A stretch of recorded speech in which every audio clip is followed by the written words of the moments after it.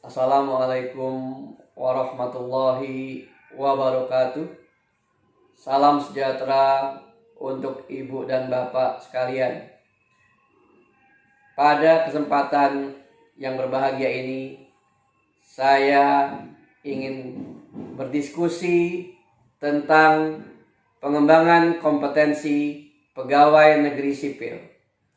Pengembangan kompetensi pegawai negeri sipil adalah hak yang harus dipenuhi oleh organisasi.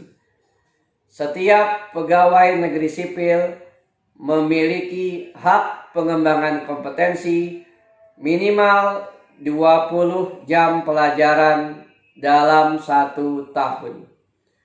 Bagaimana caranya organisasi memenuhi hak pengembangan kompetensi pegawai tersebut?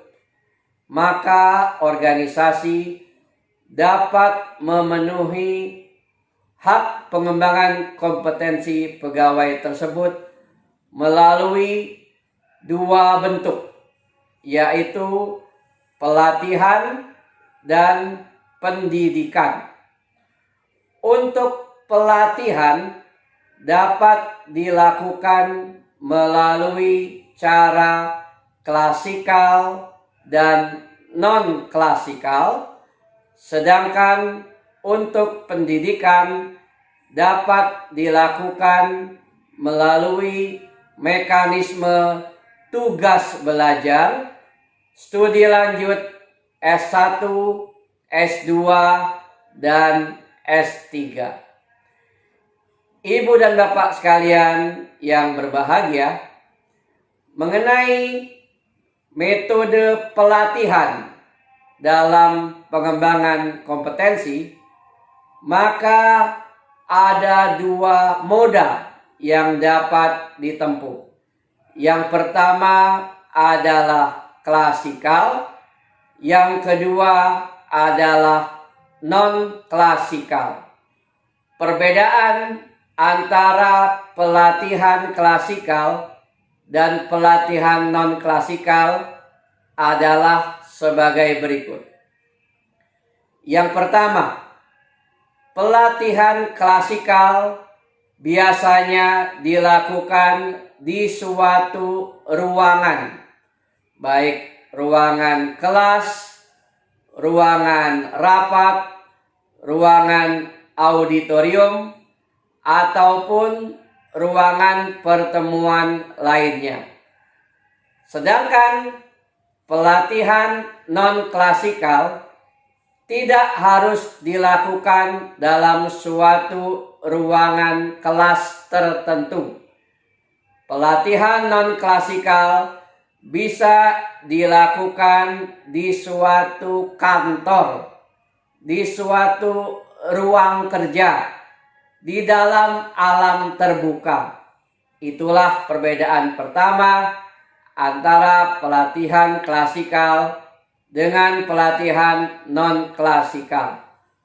Perbedaan yang kedua, biasanya pelatihan klasikal menuntut adanya ketersediaan dari seorang narasumber, seorang fasilitator, seorang trainer yang melakukan pencerahan, memberikan ilmu, memberikan bimbingan teknis kepada peserta pelatihan klasikal tersebut.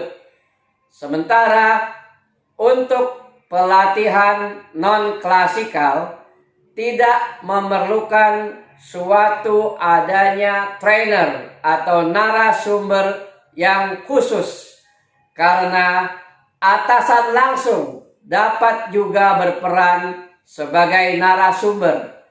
Atasan langsung atau pegawai senior juga bertindak sebagai seorang fasilitator, seorang coach. Itulah 2 perbedaan utama antara pelatihan klasikal dan pelatihan non-klasikal.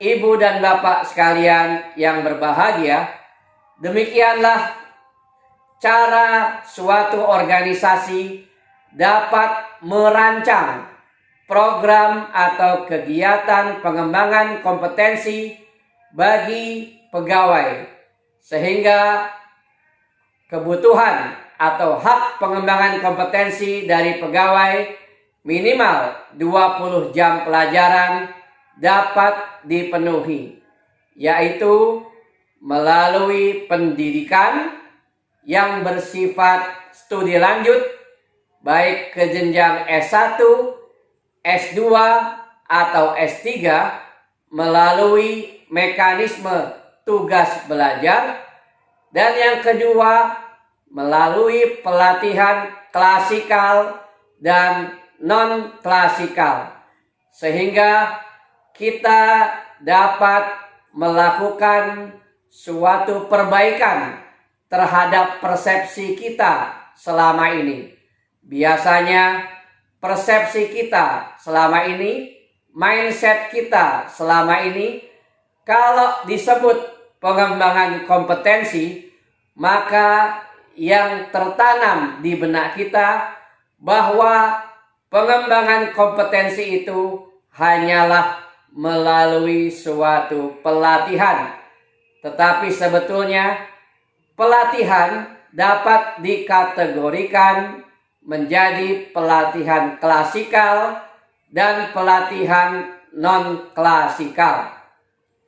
Contoh dari pelatihan klasikal antara lain adalah sosialisasi, training, workshop, lokakarya, kemudian penataran, dan lain-lain. Sedangkan contoh pelatihan non-klasikal banyak sekali. Antara lain benchmark, kemudian magang, kemudian pertukaran pegawai, coaching, mentoring, bahkan outbound. Itu semua merupakan bentuk-bentuk pengembangan kompetensi yang berupa pelatihan non-klasikal, yang semuanya itu dapat dihitung jumlah jam pelajarannya dan dapat diakumulasikan apakah seorang pegawai sudah terpenuhi haknya untuk dikembangkan kompetensi minimal 20 jam pelajaran dalam 1 tahun. Demikianlah sharing kita pada kesempatan yang berbahagia kali ini. Insya Allah kita akan lanjutkan diskusi tentang pengembangan kompetensi ini dalam kesempatan lainnya. Terima kasih. Semoga ada manfaatnya. Wassalamualaikum warahmatullahi wabarakatuh.